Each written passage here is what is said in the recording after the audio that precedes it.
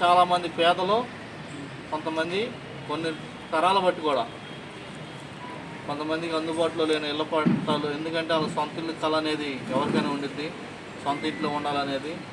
ఆ కళలో కొంత ఇళ్ల పట్టాలు ఇచ్చే కార్యక్రమంలో ఒక మహిళ తన ఆనందం చెప్పిన దాంట్లో ఎల్లో మీడియా వాళ్ళంతా కూడా, ఆ సోషల్ మీడియా వాళ్ళంతా కూడా, సోషల్ మీడియా మీకు ఉంటుంది, మాకు ఉంటుంది, అందరికీ ఉంటుంది, కానీ దాన్ని మంచి వాడాలి తప్ప ఎట్లాంటి చెడుగా మహిళ తనకు వచ్చిన ఆనందాన్ని వ్యక్తపరిచినందుకు కూడా దాన్ని కూడా వ్యతిరేకించి ఆ అమ్మాయిని నానా హింస పెట్టి ఆ ఎల్లో మీడియా వాళ్ళంతా కూడా ఆ అమ్మాయి చావుకు కారణమైన ఇవాళ చంద్రబాబు నాయుడు గారు కానీ, లేకపోతే వాళ్ళ అబ్బాయి లోకేష్ గారు కానీ, దత్తపుత్రుడు కానీ సమాధానం చెప్పాలి. ఇప్పుడు మహిళకి, ఒక పేద మహిళలకు ఒక పట్టా వస్తే సంతోషపడతారు ఎవరికైనా. నువ్వు ఇవ్వు, సంతోషపడరా?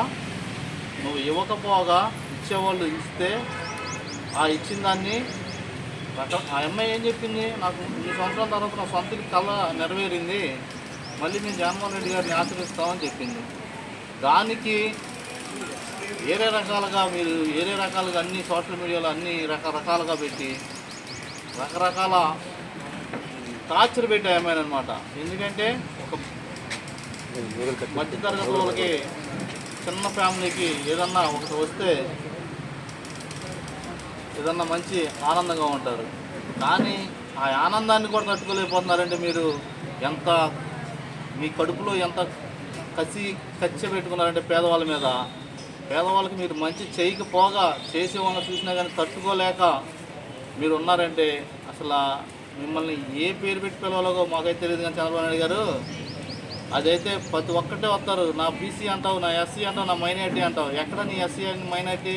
ఒక బీసీ మహిళ ఇవాళ టార్చర్ పెట్టి చంపితే దానికి సమాధానం చెప్పావా? నీ మీడియాని ఎక్కడైనా ఖండించావా? నీ సోషల్ మీడియా వాళ్ళని కానీ ఎక్కడైనా ఖండించావా? ఇత్తటి రూపులతో ప్రతి ఒక్కటి కూడా వాళ్ళు చూపిస్తున్నారు ఇవాళ ఆ అమ్మాయికి. ఆ పిల్లల ఉసురు కానీ, ఆ అమ్మాయి పాపాలు కానీ మొత్తం కూడా మీ తెలుగుదేశం పార్టీకి అందరికి కూడా తగిలిద్ది, తగలకుండా పోదు.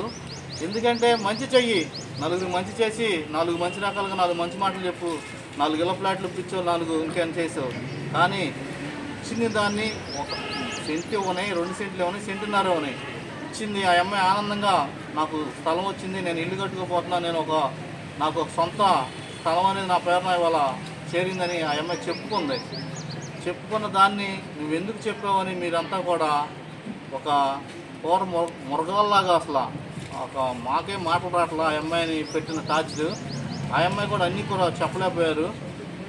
కానీ ఇట్లాంటివి మీకు మరి పేదవాళ్ళని మీకు అలవాటేమో, కానీ పేదవాళ్ళని పీడించడం మీ నైజమేమో. కానీ మరి మీ తెలుగుదేశం పార్టీకి కానీ మీ అధికారులుగా మీరు కానీ ఆ పార్టీని నడుపుతున్న మీరు కానీ మరి ఏదో అంటారు కదా, మా భాషలో ఏదో అంటారులే, ఇంకా అవన్నీ అయితే మేము చెప్తే మళ్ళీ మీరు అదన్నారు ఇదన్నారని చెప్తూ ఉంటారు.